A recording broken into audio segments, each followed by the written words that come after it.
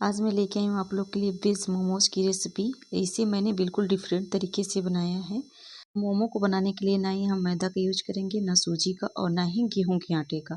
तो गेहूं का आटे और मैदे सूजी का तो आपने बहुत से सारे खाए होंगे और सुने भी होंगे बनते हुए। तो चावल का आटे का आपने कभी नहीं सुना होगा और ना ही बनाया होगा। और ट्रस्ट में इतना ज़्यादा टेस्टी बनता है। मैंने भी फर्स्ट बार ट्राई किया, मुझे भी बिलीव नहीं हो रहा था कि चावल के आटे का भी मोमोज इतना ज़्यादा हेल्दी और टेस्टी बनकर तैयार होगा। तो मेरे घर में सबको बहुत ही ज़्यादा पसंद आया। सबने बोला कि नेक्स्ट टाइम जब भी बनाना ना मोमोज तो चावल के आटे से ही बनाना। तो फ्रेंड्स, एक बार आप भी ज़रूर से इसे ट्राई करिए और वीडियो अच्छी लगी तो लाइक सब्सक्राइब शेयर जरूर से करें। तो इसे बनाने के लिए यहाँ पे हमने लिया है 2 कप चावल का आटा। अब इस आटे को लगाने के लिए यहाँ पे हमने गुनगुना पानी का यूज किया है। तो यहाँ पे हम गुनगुने पानी डालेंगे ताकि ये आटा अच्छे से सॉफ्ट रहे और ये बनाते समय फटे ना। तो यहाँ पे हमें थोड़ा थोड़ा पानी डालते हुए इसका एक सॉफ्ट सा डो तैयार कर लेना है। तो डो हमारा रेडी हो गया। अब इसे हम ढककर रख देंगे साइड में। अब यहाँ पे हमने लिया एक बड़े साइज़ का पत्ता गोभी। इसका हमें आधा कट करके इसका निकाल लेंगे, तो हमें आधा ही बनाना है। तो इसका जो भी ऊपर से ख़राब है उसे हटा लेंगे। और इसे हम यहाँ पे हमने लिया है 2 प्याज और 2 शिमला मिर्च और आधा गाजर को बढ़िया से छील लेंगे और इसे अच्छे से धो लेंगे साफ से। तो यहाँ पे अब हम पत्ता गोभी को बारीक बारीक मतलब बड़े बड़े साइज में कट कर लेंगे। तो यहाँ पे अब हम इसे चॉप करना है, तो इसे हमें बड़े बड़े साइज में ही कट कर लेना है। तो यहाँ पे अब हम चॉपर में डालेंगे और इसे इसी तरह से चॉप कर लेंगे। तो यहाँ पे आप देख सकते हैं इसी तरह से मैंने एक एक बार करके इसे अच्छे से पत्ता गोभी को चॉप कर लिया है। अब यहाँ पे हमने लिया है 2 मीडियम साइज का प्याज। तो प्याज को भी हम बड़े बड़े पीस में कट करेंगे। और यहाँ पे हमने शिमला मिर्च को लिया है, इसे भी कट करके बड़े साइज में और इसे भी चॉप कर लेंगे। तो यहाँ पे हम आप देख सकते हैं कि यहाँ पे इस तरह से आसानी से चॉप हो जा रहा है। अगर आपके पास चॉपर नहीं है तो आप ग्रेटर से भी ग्रेट कर सकते हैं, या फिर आप सारी सब्जियों को बारीक बारीक चॉप कर सकते हैं। तो यहाँ पे अब हमने शिमला मिर्च और गाजर को भी सेम तरीके से चॉप कर लेना है। तो यहाँ पे सब्जियाँ हमारी चॉप होकर रेडी हो गई हैं।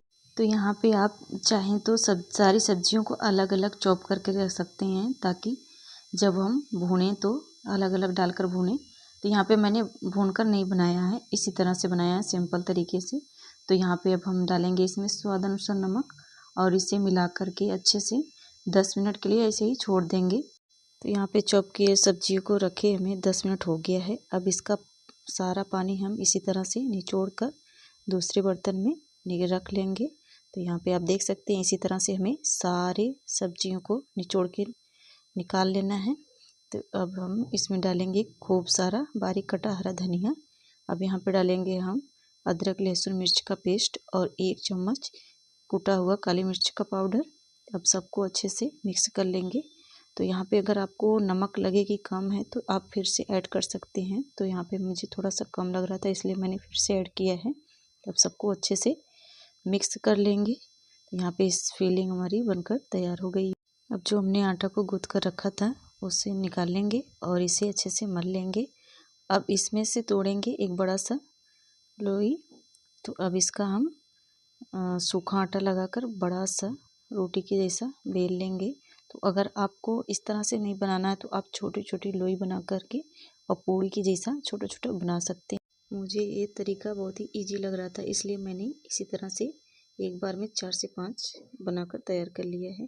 क्योंकि मोमो बनाने में बहुत ज़्यादा समय लग जाता है, तो अगर ज़्यादा रहता है तो काफ़ी समय लग जाता है, इसलिए मैंने इस तरह से बनाया है। अब इसमें हम रखेंगे फिलिंग को और एक एक करके इस तरह से फोल्ड करेंगे पीछे से। तो आप देख सकते हैं कि इसी तरह से अब ऊपर आगे वाला जो हिस्सा है उसको उसमें टक करते हुए ऐसे सील कर लेंगे अच्छे से। इसी तरह से हमें सारे मोमो को बनाकर तैयार कर लेना है। तो यहाँ पे आप देख सकते हैं कितना इजी है बनाना और सुंदर भी लग रहा है। इसी तरह से हमने सारे मोमो को बनाकर तैयार कर लिया है। अब गैस ऑन करेंगे, गैस पे रखेंगे कढ़ाई। अब डालेंगे इसमें पानी 2 गिलास के करीब और इसे गर्म होने के लिए रख देंगे। तो अब यहाँ पे हमने लिया है एक जाली वाला थाली। अब इसमें हम इसे ऑयल से ग्रीस कर लेंगे, ताकि जब हम स्टीम करें तो ये नीचे से चिपके ना और आसानी से निकल भी जाए। तो अब एक एक करके हम इसमें सारे मोमो को रख देंगे और ऊपर से ऑयल से थोड़ा सा ग्रीस कर लेंगे ताकि ये सॉफ्ट रहे।